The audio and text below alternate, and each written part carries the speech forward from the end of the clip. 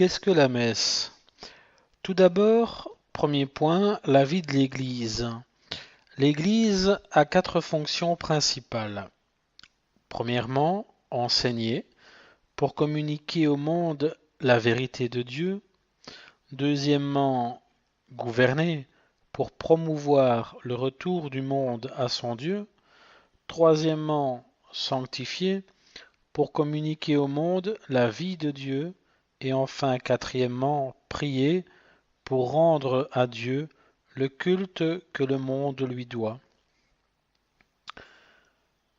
Ensuite, la liturgie de la messe. Liturgie du grec leiturgia, sens originel service public, sens dérivé service officiel de la divinité organisé par le concours de tous les citoyens, sens catholique la prière sociale publique officielle. On en arrive enfin à l'action du Christ. Seul le Christ rend à son Père le culte total qui lui est dû. Ce culte, c'est toute sa vie, actes, pensées, prières, amour, travail, souffrance, joie et principalement l'acte dominant de sa vie, son sacrifice sur la croix. En l'exerçant, le Christ a mérité pour l'humanité tout ce qu'elle était incapable de se donner d'elle-même, le pardon de sa faute, la grâce qui apporte la vie divine, l'entrée au ciel. Tout cela lui appartient et par lui appartient à l'humanité qui s'incorpore à lui. La scène est une participation de la croix, une préfiguration de l'offrande du calvaire. La messe n'est pas une invention moderne, son texte actuel s'est formé au cours de l'histoire, mais l'essentiel remonte au Christ lui-même. Parlons un peu d'histoire. Premièrement, la messe chez les pères apostoliques. Ici, nous allons parler de la doctrine des 12 apôtres qu'on appelle la Didaché. Nous parlerons ensuite de saint Ignace d'Antioche et pour finir de saint Clément de Rome.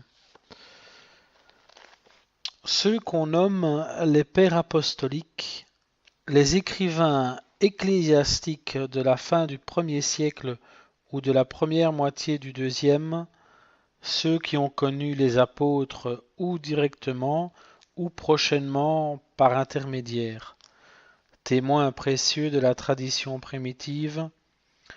Plusieurs nous disent comment on célébrait l'Eucharistie au début de l'Église. La doctrine des 12 apôtres, Didaché. C'est un écrit oriental de la fin du 1er siècle, vers les années 80 à 100, sous forme de conseils aux fidèles, donne un tableau des institutions chrétiennes, réunion des communautés, administration du baptême, prédication, hiérarchie, célébration de l'Eucharistie.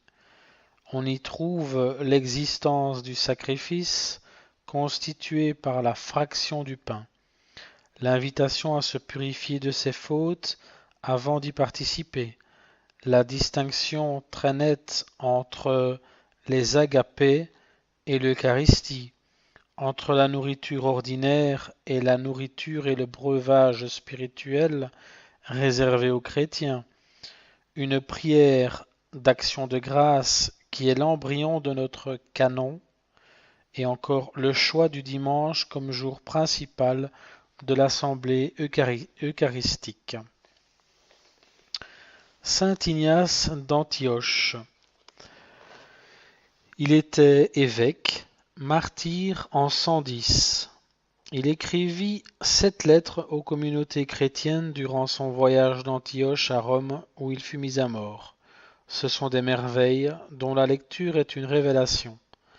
Sur notre sujet, on y voit tout d'abord que l'Eucharistie est vraiment le corps et le sang du Christ livré pour notre rédemption, non un symbole mais une réalité un aliment qui confère la grâce et l'immortalité.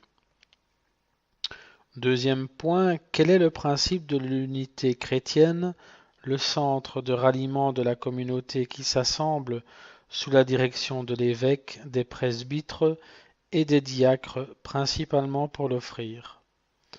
Troisième point, que cette liturgie constitue un sacrifice dont l'évêque, les presbytres et les diacres sont les ministres et qui ne doit être offert que par eux, sous leur contrôle. Quatrième point, qu'elle doit être célébrée souvent et surtout le dimanche.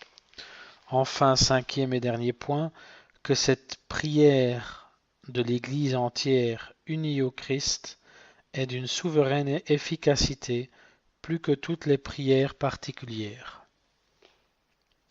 Parlons enfin de saint Clément de Rome. Il est le troisième évêque de Rome, pape de 90 à 100 après saint Pierre et Lina. Clément, au dire de saint Irénée, a vu les apôtres eux-mêmes, et leur prédication résonnait encore à ses oreilles. Il écrivait: Prenons de notre génération les glorieux exemples, regardons les nobles apôtres.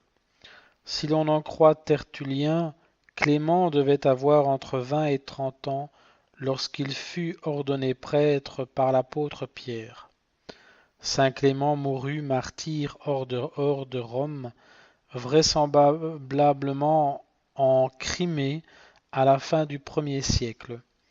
Il a écrit une lettre dans laquelle nous trouvons une splendide formule de prière utilisée par les chefs ecclésiastiques dans les réunions du culte.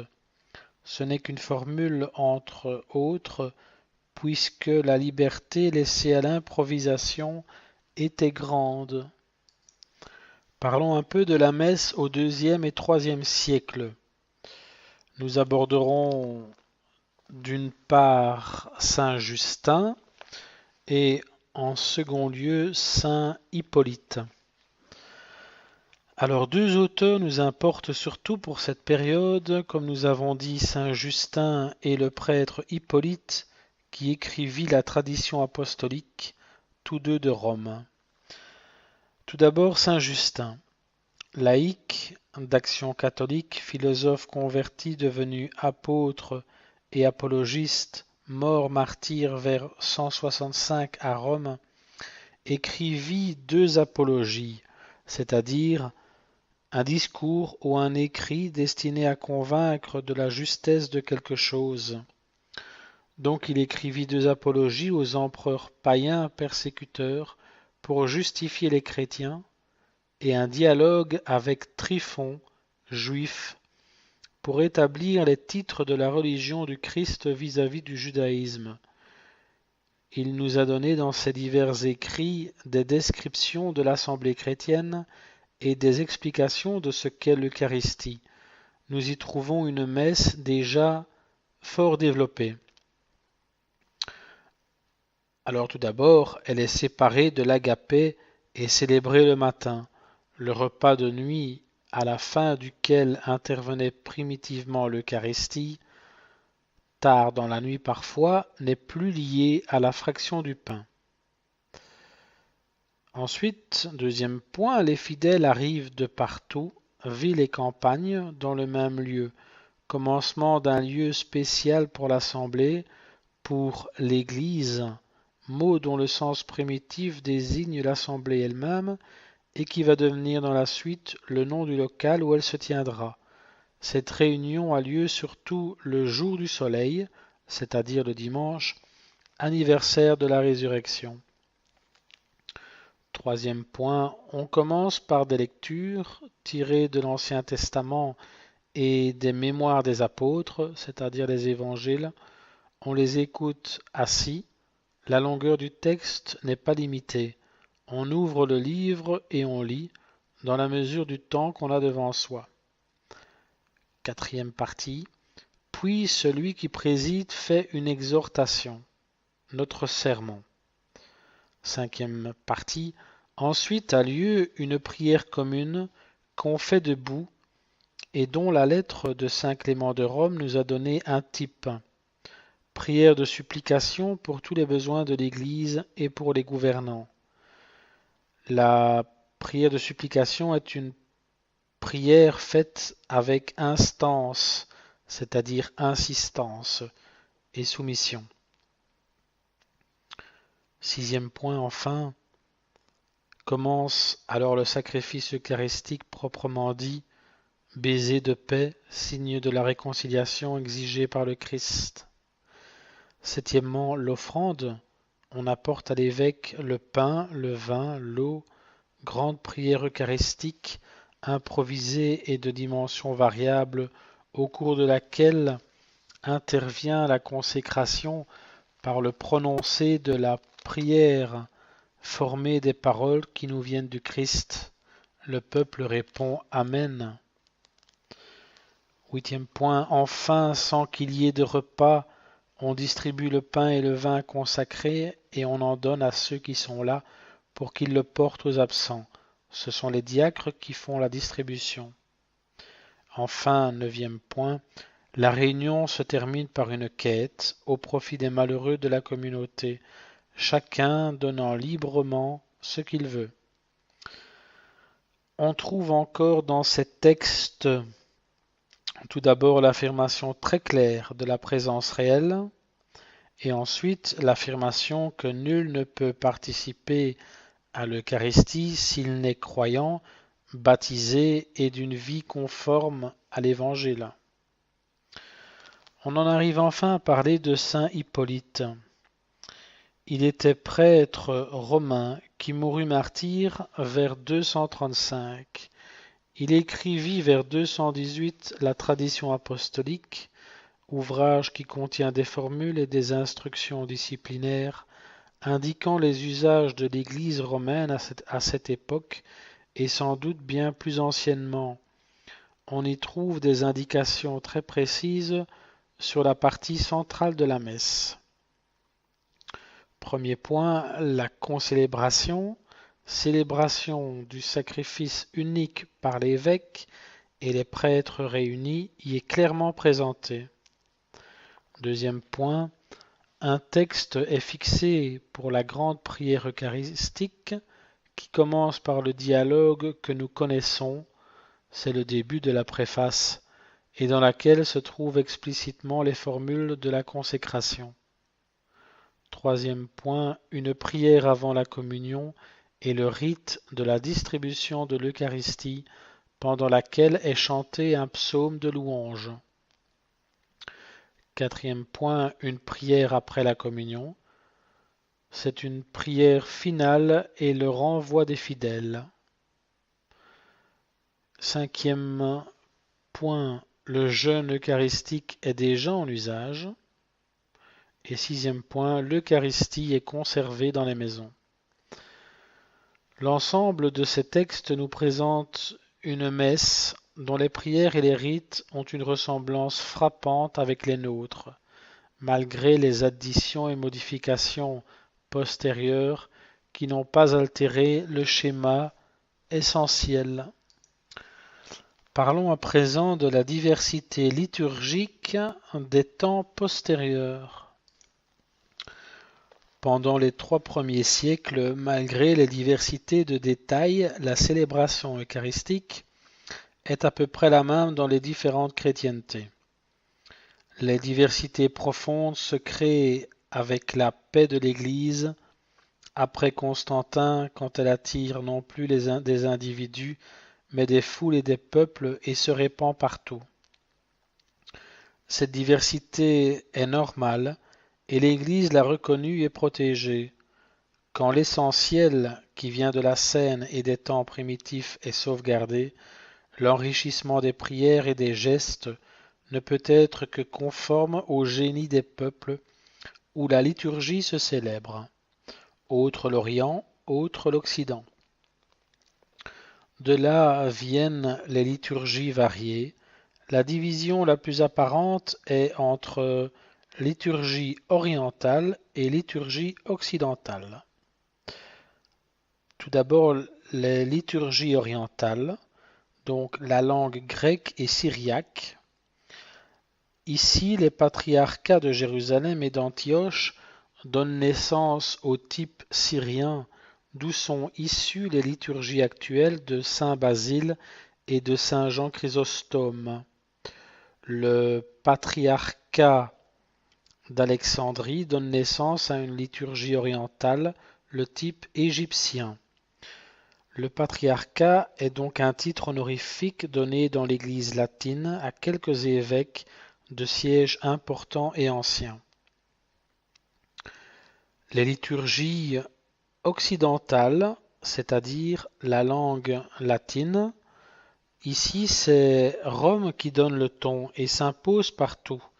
Liturgie romaine, mais en laissant certaines autonomies, d'où nous reste la liturgie ambrosienne, c'est-à-dire l'Église de Milan, la liturgie mozarabe, l'Église de Tolède et d'autres qui ont disparu après avoir enrichi la liturgie romaine en évolution, liturgie d'Afrique, liturgie gallicane, liturgie celtique. Parlons à présent de la formation de la messe romaine. Nous parlerons d'abord de la formation jusqu'au 5e siècle, ensuite du 5e au 7e siècle, ensuite du 8e au 16e siècle et pour terminer du 16e au 20e siècle. Actuellement, à part le rite lyonnais, le rite dominicain, ceux des Prémontrés et des Chartreux, c'est en France le rite romain qui est célébré dans toutes les églises. Comment s'est formée la messe romaine? À quand remontent ces diverses parties?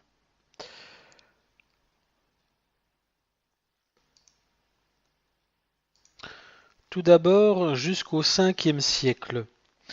Dès les origines, nous avons déjà, tout d'abord, une avant-messe, celle à laquelle assistent les catéchumènes, c'est-à-dire ceux qu'on instruit pour les disposer à recevoir le baptême. Elle comporte des chants de psaumes, des lectures, une homélie. Quant à l'agapé, repas fraternel, elle a précédé l'Eucharistie tout à fait au début, mais elle en a été séparée très tôt, vraisemblablement dès le second siècle, et vers le 4e siècle, même à l'état séparé, elle a disparu. L'agapé était le nom des repas réunissant les premiers chrétiens en commémoration de la Cène, au cours desquels ils partageaient le baiser de paix en hommage à la fraternité chrétienne. Puis le pain et le vin ayant été apportés, a lieu le service eucharistique. Au cours d'une longue improvisation, point de départ historique de ce qui deviendra plus tard préface et canon, pain et vin sont consacrés. Enfin, c'est la fraction du pain, la communion, l'action de grâce et le renvoi des fidèles. Ensuite, arrivé à la fin du IVe siècle, qu'est devenu ce canevas? Eh bien, rien à signaler pour l'avant-messe. La prière solennelle pour les besoins de l'Église a toujours lieu au même moment et se termine par le baiser de paix. Il est difficile de savoir si l'offertoire est déjà en vigueur. En vigueur, ça veut dire en usage, en application. Certainement, les offrandes sont déjà apportées par le peuple, mais sous quelle forme liturgique? Impossible de le préciser. La prière eucharistique s'est développée, mais elle n'est pas encore fixée dans le canon que nous connaissons. Ce qui existe déjà, alors le Sursum Corda et les appels qui suivent jusqu'au Sanctus inclusivement. Puis, en ignorant le Te Igitur, le Memento des vivants, le Communicantes qui n'existe pas encore, on aborde immédiatement le Ang Igitur, le Quam Oblationem et les paroles de la consécration. Suivent sans interruption l'Unde et Memores, le Supra Quae, le Supplice Te Rogamus. Ni memento de mort, ni nobis quoque peccatoribus.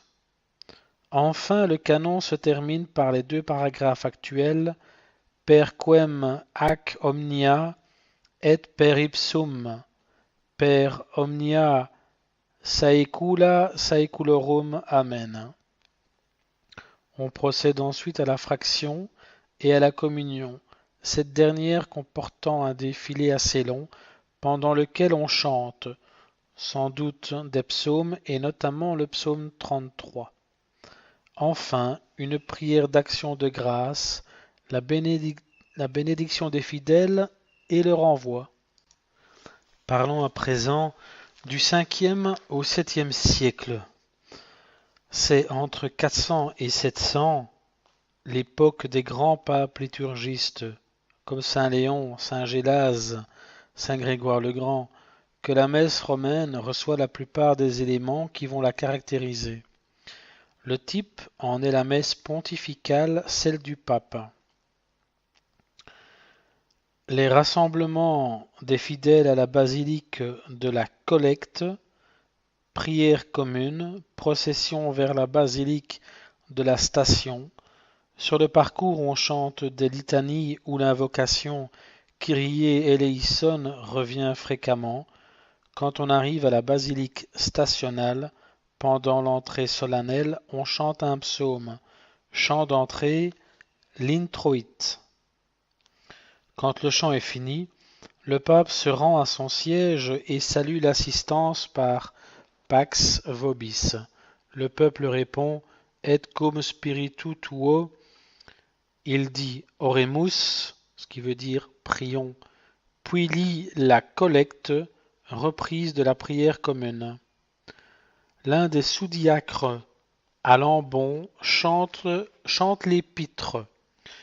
L'ambon, c'est chacune des deux petites tribunes symétriques à l'entrée du chœur de certaines basiliques chrétiennes pour la lecture de l'épître et de l'évangile. C'est le pupitre placé face aux fidèles pour la prédication. Les chantres entonnent un psaume, le graduel. Le diacre se rend processionnellement à l'ambon, d'où il lit un passage des évangiles. Il n'y a pas encore de credo. Procession, c'est une longue suite de personnes, un défilé. Alors l'offertoire, un diacre étend sur tout l'autel un linge nommé corporal, processionnellement, tandis qu'on chante un psaume, hommes, hommes, puis femmes apportent leurs offrandes, morceaux de pain, burettes de vin. Le pontife reçoit les offrandes. Le contenu de chaque burette est vidé dans un grand calice, les pains placés sur une nappe, puis le célébrant, revenu à son siège, se lave les mains, tandis que les diacres disposent des offrandes sur l'autel. Le célébrant, à l'autel, récite la prière Super Oblata, qui fait allusion aux offrandes qui viennent d'être apportées, la secrète. Elle se termine par le Per omnia saecula saeculorum, puis viennent les acclamations et la préface, terminée par le Sanctus et le Benedictus. Les acclamations, ce sont les cris de joie collectifs. Suit tout le canon, tel que nous le connaissons, certainement fixé mot pour mot dès le début du 7e siècle. Il n'y a pas d'élévation. Depuis saint Grégoire, le pater, antérieurement récité après la fraction du pain, est placé à cet endroit selon la coutume grecque. La fraction du pain, les pains qui ont été consacrés sont distribués aux évêques et aux prêtres qui assistent le pape. Ils les rompent pour que chaque fidèle en reçoive sa part. C'est le pontife qui distribue lui-même le pain aux fidèles. Puis le diacre leur présente le calice auquel ils puisent avec un chalumeau. Pendant ce temps, le chœur chante un psaume de communion. Ni confiteor, ni agnus Dei, ni Domine non sum dignus. Après la communion, le célébrant chante la troisième oraison propre, aujourd'hui appelée post-communion, c'est l'action de grâce.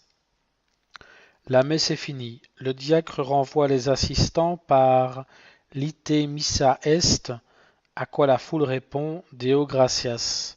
Le pape revient à la sacristie en bénissant la foule sur son passage. Beaucoup de solennité, ce qui est solennel, c'est-à-dire d'une grande importance.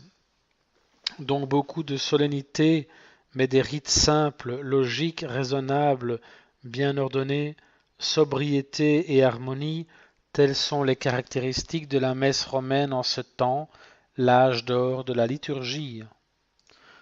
On en arrive maintenant à parler du 8e au 13e siècle. Un petit nombre de suppressions et un nombre plus grand d'additions ont marqué cette période, à la fin de laquelle notre texte actuel est fixé ne varietur. Alors, suppression, à l'offertoire, les fidèles n'apportent plus le pain et le vin, donc plus de procession, et le psaume a été réduit à son antienne, c'est-à-dire notre offertoire. La communion sous les deux espèces, qui dura jusqu'au-delà du XIIIe siècle, est ensuite réduite à la communion sous les espèces du pain, qui est devenu du pain azime. Plus de chants de psaumes non plus, réduit à l'antienne, c'est-à-dire la communion. Quant aux additions, elles affectent le début de la messe, la communion et la finale. Elles ont pour cause la substitution de la messe basse à la messe solennelle concélébrée. La substitution, c'est ce qui prend la place. L'usage des messes basses est devenu commun. Nombre de prières de dévotion privées, utilisées par le prêtre en dehors de la messe, ont été introduites dans le texte officiel, comme les prières au bas de l'autel, les prières à la fin de la messe. D'autres, utilisées par les fidèles, ont connu le même sort, à l'offertoire. Ensuite, la tendance à souligner chaque geste par une formule correspondante, un baiser d'autel, un lavement de main, une fraction de pain, accomplie d'abord dans le silence, ont été accompagnées de prières qui en soulignent la signification. Ces additions sont les suivantes. Au début de la messe, toutes les prières au bas de l'autel, l'aufer a nobis, l'oramus te domine, l'encensement d'arrivée à l'autel. Le Kyrie changé de place a remplacé les litanies de procession. Les litanies, ce sont des prières formées d'une suite de courtes invocations que les fidèles récitent ou chantent en l'honneur de Dieu, de la Vierge ou des saints. Ensuite, les proses ou séquences, d'ailleurs toujours accidentelles. Les proses, ce sont des chants versifiés en latin, souvent rimés. Ensuite, à l'Évangile, le Munda cor meum, le Dominus vobiscum, le Sequentia Evangelii secundum, le Gloria tibi Domine, l'encensement du livre sont des additions du IXe et du XIIe siècle. Ensuite, le credo est introduit à Rome au XIe siècle. À la place de l'offrande antique, on voit paraître la quête. À l'offertoire, toutes les prières qui précèdent la préface, sauf la secrète, l'encensement des oblats. Aucun changement aux paroles du canon, mais le rite de l'élévation de l'hostie est du début du XIIIe siècle, celui de l'élévation du calice du XIVe siècle. Toutes les prières qui entourent la communion, Haec commixtio, Domine Iesu Christe, etc., après la post-communion, le placéat, la bénédiction, le dernier évangile. Il y avait d'ailleurs dans tout cela des variantes très nombreuses suivant les provinces ecclésiastiques. Ecclésiastique, c'est relatif à l'Église. Les manuscrits recopiés introduisaient à la longue des variantes, des coutumes étaient locales. À l'invention de l'imprimerie, ces divergences sautèrent aux yeux, on se préoccupa d'unifier. Ce fut l'œuvre du pape Saint Pie V qui imposa partout en 1570 le texte du missel de la Curie romaine, en respectant seulement les liturgies existantes qui pouvaient justifier de 200 ans d'existence. Ainsi furent maintenues les liturgies lyonnaises, ambrosiennes, mozarabes, dominicaines, carthusiennes. La Curie, c'est l'ensemble des organismes gouvernementaux du Saint-Siège. Dernier point, dernière période, du XVIe au XXe siècle. Aucune addition au texte de l'ordinaire de la messe, sauf le Per Evangelica dista, que dit le prêtre en signant le missel après l'évangile. L'ordinaire dont on parle ici est ce qui est conforme à l'ordre des choses, à l'usage habituel, qui est courant. Alors, addition de quelques préfaces propres. Enfin, Léon XIII a imposé les prières après la messe, qui n'en font pas partie et ne sont pas obligatoires, et ne sont obligatoires qu'aux messes basses, quand on ne prêche pas et qu'elles ne sont pas solennisées par certaines cérémonies. Parlons à présent de la deuxième grande partie, c'est-à-dire la partie liturgique. Nous parlerons d'abord des lieux et des objets utilisés dans la liturgie de la messe. Ensuite, le plan général de la messe. Ensuite, troisième point, de l'avant-messe. Quatrième point, de l'offertoire. Cinquième point, de la grande prière eucharistique. Et du sixième et dernier point, de la communion. Voici donc le premier point, les lieux et les objets utilisés dans la liturgie de la messe. Parlons d'abord de l'Église. Ecclésia signifie assemblée. Le mot désigne d'abord la réalité spirituelle, la société des fidèles unis au Christ, puis la réunion effective des fidèles, enfin le lieu de leur réunion. Nous allons parler à présent des premières églises. La première, c'est le cénacle. Ensuite, la meilleure salle de réunion que les chrétiens avaient à offrir à leurs frères dans leur maison. Une salle de réunion et de conversation chez les riches romains se nommait basilica. De même, dans chaque ville, il y avait une basilica publique où l'on venait traiter affaires de procès. Le plus souvent une salle rectangulaire ouverte sur un portique narthex précédé d'un atrium, souvent divisé en piliers et terminé par une abside. Ce sera là que, même au temps des persécutions, quand il y aura accalmie, c'est-à-dire un calme momentané, les chrétiens souvent se réuniront. Et surtout après le triomphe de l'Église. On bâtira alors des basiliques exprès pour le culte sur le plan traditionnel.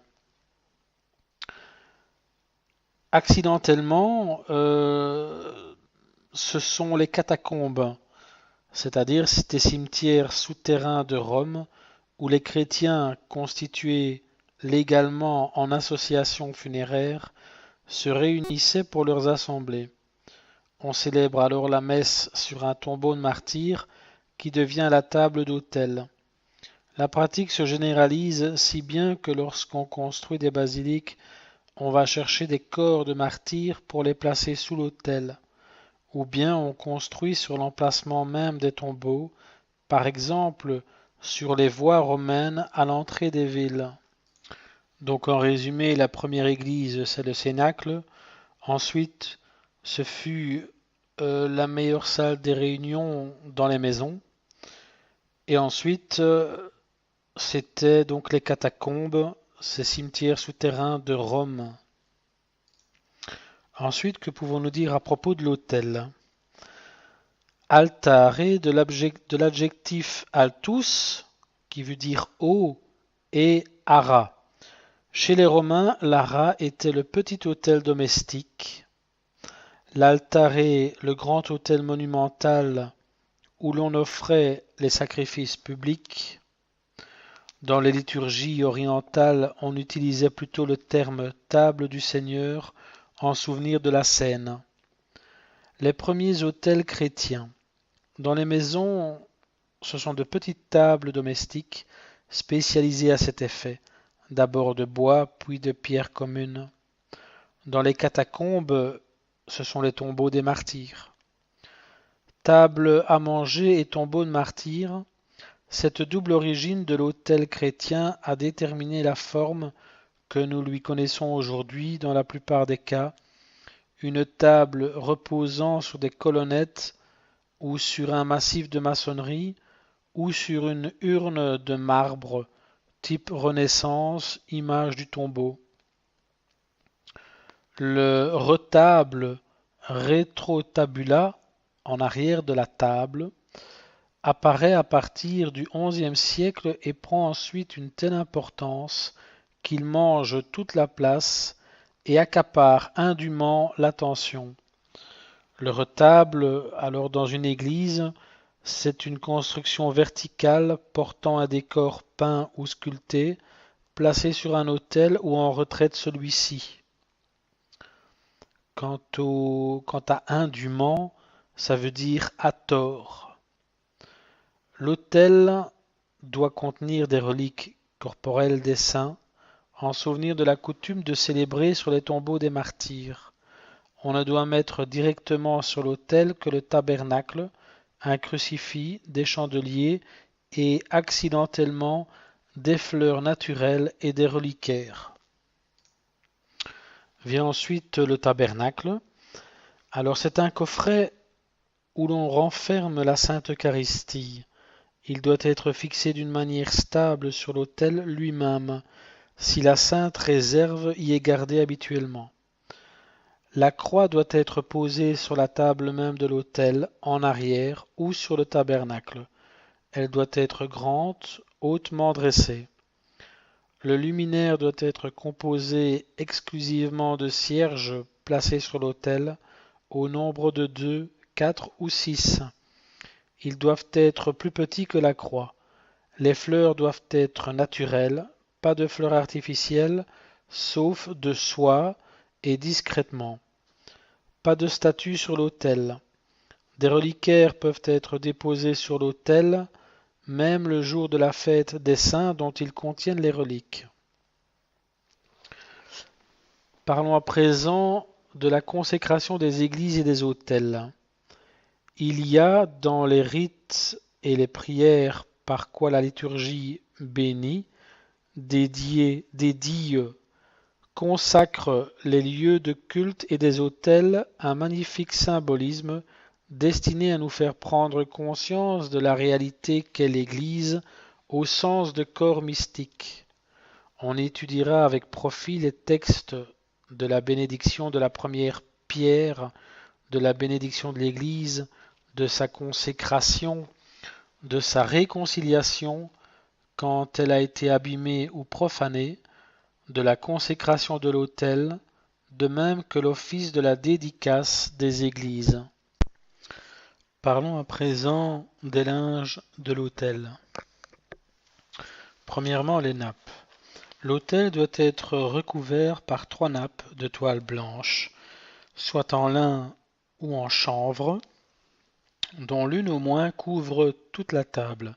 C'est le vêtement de l'autel avec comme symbolisme soit le rappel des nappes dont la table de la scène fut recouverte, soit l'évocation du suaire.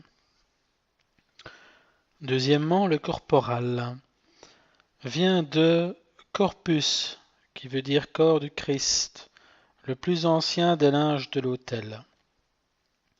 Une nappe spéciale destinée à recevoir l'hostie et le calice qu'on dépose dessus, autrefois de dimension telle qu'il pouvait recouvrir le calice.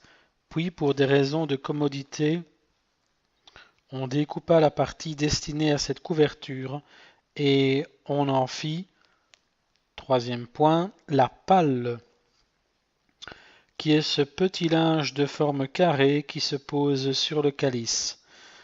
Et son étymologie, c'est pala, qui veut dire petite nappe.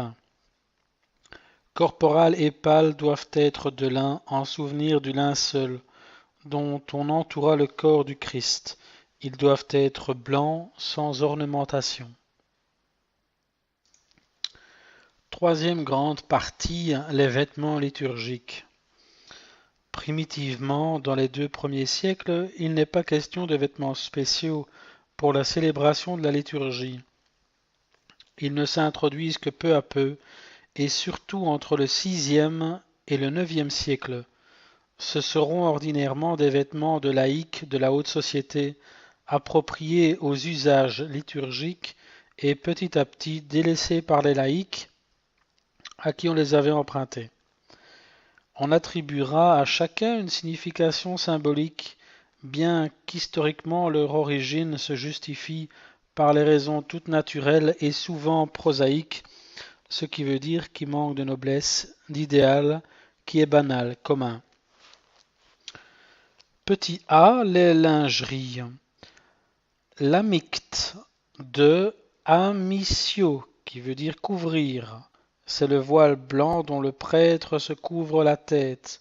L'origine pratique, préserver le cou et les épaules du froid peut-être, de la sueur certainement. Symbole, le casque du salut contre les incursions diaboliques. Par incursion, on entend ici les invasions. On en arrive à l'aube, qui tient son nom de la couleur blanche, alba, ample tunique de toile. L'origine, c'est un vêtement de dessous. Le symbolisme, la pureté.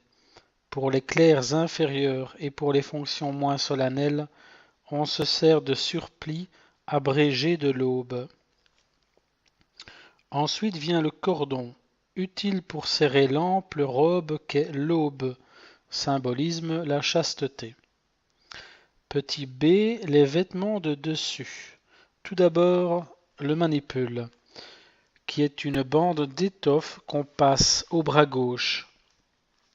L'origine, une petite serviette qu'on tenait à la main pour présenter ou recevoir quelque chose de précieux, la patène par exemple.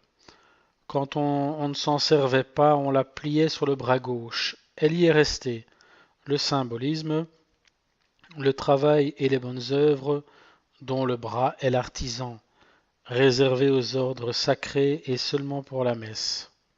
Ensuite vient l'étole, qui est une bande d'étoffe de même nature, mais beaucoup plus longue, qui se passe autour du cou et retombe sur le devant du corps. L'origine, un mouchoir qui devient un foulard, et à ce titre un ornement, ce qui veut dire qui est décoratif, et pris progressivement la forme actuelle, le symbolisme, l'immortalité. Ensuite vient la tunique et la dalmatique, alors qui sont des vêtements du sous-diacre et du diacre à la messe solennelle. L'origine, la tunique romaine, ample vêtement de ville, sans manches et sans ouverture devant, qu'on appela dalmatique, du nom sans doute de la province de Dalmatie. Vient ensuite la chasuble, qui est le vêtement du prêtre. Son origine, l'antique manteau d'hiver ou de voyage qui, dans la haute société romaine, remplaça peu à peu la toge, vêtement ample et tombant sur les épaules de forme ronde, avec une ouverture pour la tête. L'origine étymologique, casula, hutte. La recherche de la commodité a fait progressivement diminuer l'ampleur de la chasuble, surtout pour dégager les bras, jusqu'à obtenir la forme disgracieuse, si répandue qu'on nomme plaisamment boîte à violon. Le symbolisme, mon joug est doux et mon fardeau léger. Nous allons parler à présent des couleurs liturgiques. Ici, le symbolisme triomphe, car aucune raison pratique n'est venue dicter le choix des couleurs. Ce choix n'a été arrêté que fort tard. On commence à en parler au IXe siècle. Innocent III, au XIIIe siècle, fixe des règles que saint Pie V, au XVIe siècle, précisera définitivement. Pour parler de la couleur blanche, elle signifie la joie, la pureté, le triomphe du Christ et des saints. Utilisée aux fêtes du Christ, sauf douloureuse, de la Vierge, des saints et saintes non martyrs, des anges, de la dédicace, etc. Le rouge symbolise le feu et le sang, couleur de la Pentecôte, du précieux sang, des fêtes du Christ rappelant sa passion, des fêtes des apôtres et des martyrs. Le vert symbolise l'espérance, réservé au temporal, dimanché et férié des deux temps liturgiques qui évoquent le pèlerinage vers le ciel, après l'Épiphanie et après la Pentecôte. Le violet symbolise la pénitence, l'affiliation, l'humiliation, le désir. Utilisé pendant l'Avent, le Septuagésime, le Carême, les 4 temps, les rogations, les vigiles. Au dimanche, Gaudete, qui veut dire avant, et Laetare, le Carême. On peut utiliser le rose, qui est la détente de l'esprit de pénitence. Le noir, symbole le deuil, il sert le vendredi saint et pour les défunts. Les ornements doivent être de l'une de ces 5 couleurs, au moins quant au fond. Les ornements d'argent peuvent remplacer le blanc, les ornements d'or le blanc, le rouge,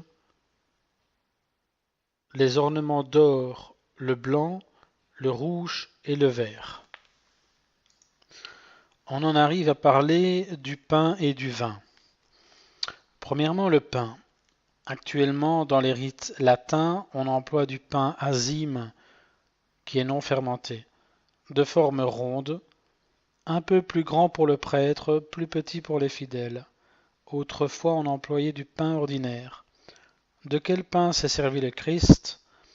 Azyme, si la fête a été célébrée le jour même des azymes, peut être fermenté si la fête légale a été devancée. Question encore un peu disputée. Les premiers chrétiens se servaient certainement de pain ordinaire, mais fabriqué spécialement à cette intention, en forme de petites couronnes travaillées de dessins symboliques. La fraction du pain avait alors tout son sens. L'Orient a gardé le pain ordinaire. L'Occident, depuis le 7e siècle, a préféré le pain azyme, plus léger, plus facile à manipuler. L'Église romaine reconnaît aux orientaux le droit de conserver leurs coutumes. Exigence que ce soit du vrai pain de froment. Deuxièmement, le vin. Le Christ s'est vraisemblablement servi de vin rouge. De même, l'Antiquité chrétienne et le Moyen Âge et actuellement l'Orient. Quant à l'Occident, depuis environ le XIIIe siècle a adopté le vin blanc qui macule moins facilement les linges d'autel. Maculer veut dire tacher.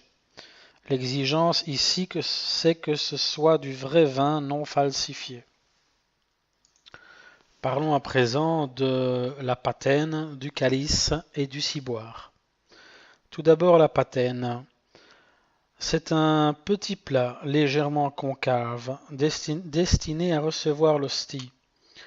L'usage extrêmement ancien.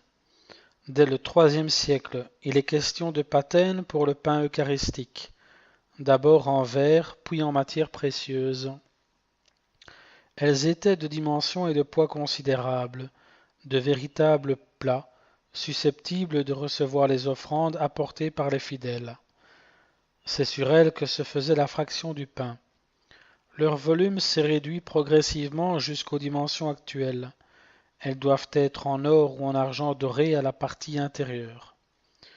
On peut les orner de motifs décoratifs à l'extérieur, mais la partie intérieure doit être parfaitement lisse. Elles doivent être consacrées, c'est-à-dire bénies. Le calice. C'est un vase dans lequel est déposé le vin à consacrer. Les plus anciens furent les vases usuels du mobilier romain. Deux formes principales, la coupe large, ouverte, peu profonde, où le gobelet élancé, dressé sur pied, muni ou non de deux anses. Très tôt, ils furent de matières précieuses, comme le cristal, ou en or ou en argent, le plus souvent enrichis de pierreries. Il y avait des calices de consécration et des calices de communion, au temps où l'on communiait sous les deux espèces. Ces derniers de grande dimension. Actuellement, le calice doit être en or ou en argent doré à l'intérieur. Comme la patène, il doit être consacré. Troisième partie, le ciboire. Le ciboire qui est un vase dans lequel on conserve les hosties au tabernacle.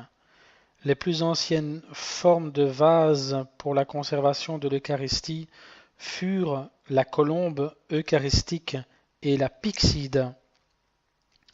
La première se trouve dès le IVe siècle et jusqu'au Moyen Âge. C'était une colombe, généralement de métal, suspendue à une crosse placée au-dessus de l'autel et entourée par un voile. La pyxide était une boîte ronde, fermée par un couvercle, généralement de petite dimension, souvent destinée à être suspendue elle aussi. Au Moyen Âge, on connut également des vases en forme de tour, puis on évolua vers la coupe à pied munie d'un couvercle, qui a abouti à notre ciboire. La coupe doit être, comme pour le calice, d'or ou d'argent doré à l'intérieur. Le ciboire doit être béni. Quand il renferme des hosties consacrées, il doit être revêtu d'un pavillon d'étoffe. Il est parfois utilisé pour la bénédiction du Saint-Sacrement quand la liturgie n'autorise pas l'usage de l'ostensoir.